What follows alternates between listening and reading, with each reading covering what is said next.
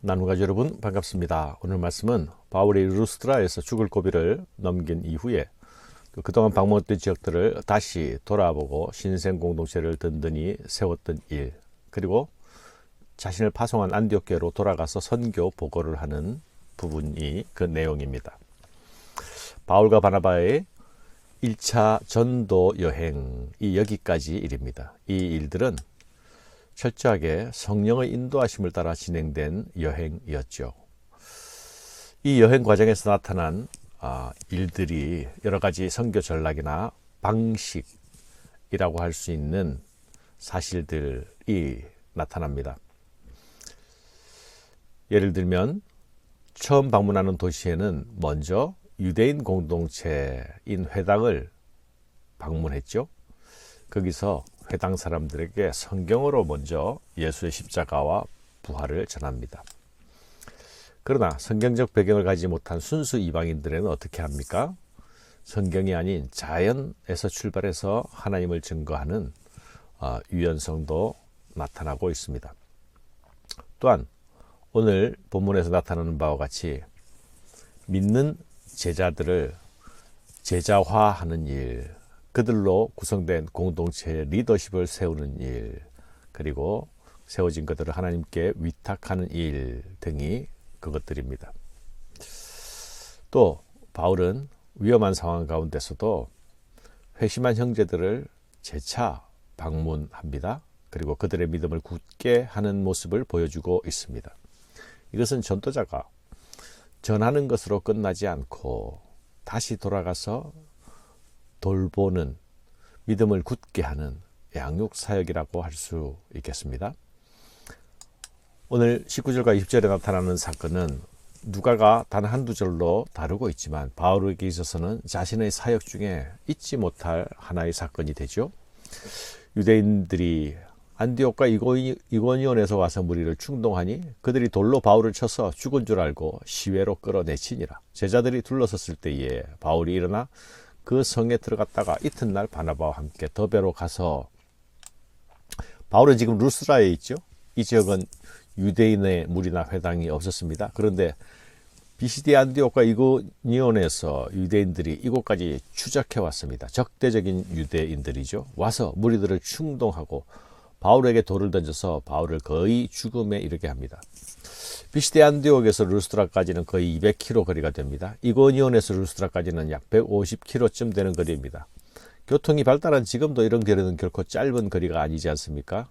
하물며 2000년 이전 사람들이 단순히 복음에 반대한다는 이유로 이런 집요하고 끈질긴 행동을 하고 있는 것을 봅니다. 그들이 예수의 복음에 반대하는 그 반대는 단순한 반대가 아니라 아주 죽이겠다는 각오로 반대하였던 것을 알 수 있습니다. 예수를 유대인들이 십자가에 못 박은 것처럼 역시 전도자들도 유대인들이 죽이려고 하는 동일한 반응을 보이고 있죠. 그러나 이런 박해에 대하여서 전도자는 죽을 각오로 복음을 전하고 있는 모습이 또한 나타납니다. 반대자는 죽일 각오로 덤비고 전도자는 죽을 각오로 임하는 것입니다. 세상과 복음의 대결 방식입니다. 바울은 돌에 맞아 거의 죽음에 이르렀지요. 실제로 그가 죽은 줄 알고 시외로 내쳐졌습니다. 시체를 던져버린 것이죠. 하지만 바울은 아직 죽을 때가 되지 않았습니다. 그의 사명이 다하지 않았기 때문이죠. 전도자는 사명이 다할 때까지는 결코 죽지 않습니다. 사명을 다할 때까지 죽을 수도 없습니다. 사탄은 반대와 박해를 멈추지 않지만 하나님도 결코 포기하시지 않습니다. 전도자의 포기하지 않는 전진은 결코 포기하지 않으시는 하나님의 손에 붙들려 전진하는 것입니다. 제자들이 수습하여서 간신히 살아난 바울은 다시 루스드라 성으로 들어갑니다. 이유가 무엇이었을까요? 아마도 그 성에서 예수를 믿게 된 형제들에게 믿음의 삶을 당부하기 위해서 있을 것입니다. 그들과 하룻밤을 보내고 나서야 바울은 루스드라를 벗어나 더베로 향합니다. 그 성을 벗어나지만 전도자의 발길을 멈추는 것은 아닙니다. 더베로 가서 그 성에서 또 많은 사람들을 제자로 삼습니다. 더베는 루스드라에서 60km 떨어져 있는 곳입니다. 돌에 맞아 거의 죽어서 만신창이가 되었던 몸으로 60km의 거리를 이동하는 일 쉽지 않았을 것입니다. 사투와도 같았을 것입니다. 만신창이가 된 몸으로 루스드라에서 더베로 가는 그 바울의 길을 한번 상상해 봅니다.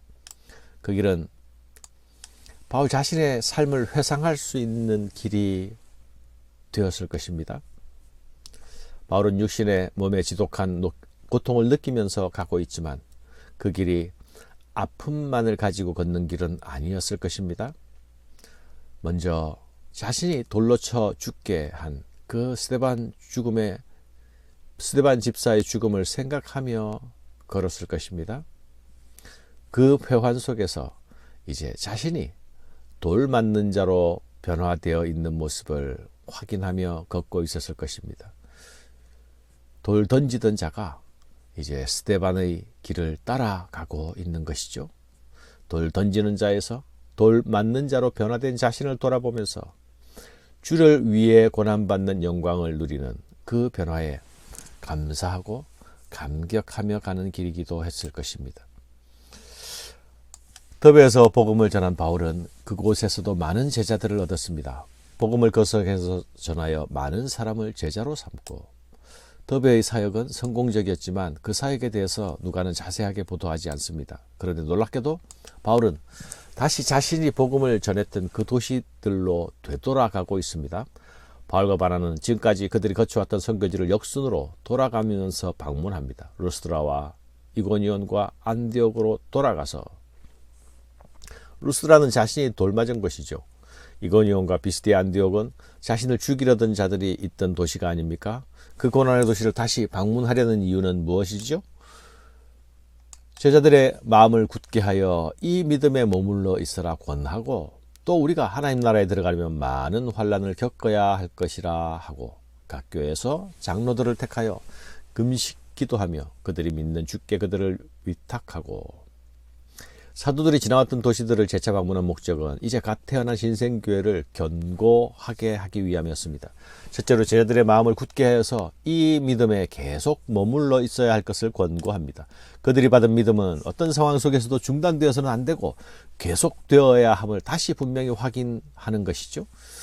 그들은 바울과 바나바가 어떤 핍박을 받았는지 보았기 때문에 그 교훈은 더욱 실질적으로 와닿는 교훈이 되었을 것입니다.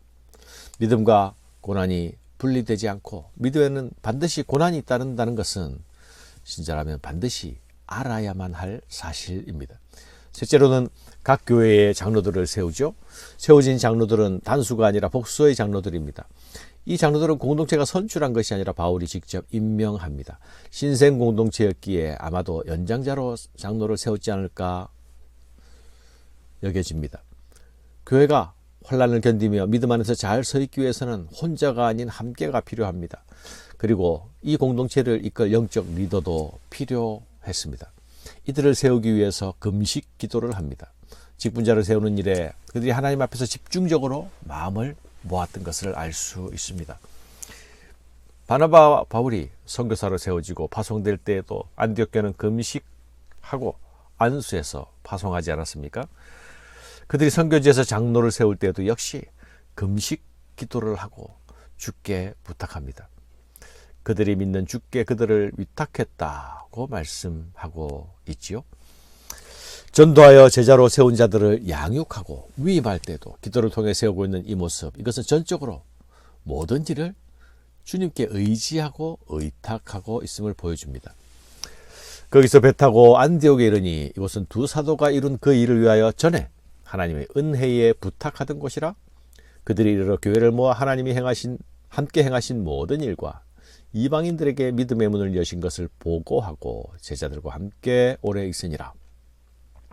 다시 안디옥 교회로 돌아온 바울과 바나바는 파송교회에서 사역 보고를 하게 됩니다. 여기서 그들이 한 보고 내용은 하나님이 이방인들에게 믿음의 문을 여셨다라는 사실입니다. 이 일을 사도들은 우리가 아니라 하나님이 행하신 일로 보고하고 있죠. 이루어진 모든 일은 내가 또는 우리가 아니라 하나님께서입니다. 하나님의 은혜로 시작하여서 하나님의 역사에 참여하고 그리고 하나님께 영광을 돌립니다. 이것이 예수를 보배로 가진 예수의 제자의 모습입니다. 또한 교회의 모습입니다. 감사합니다.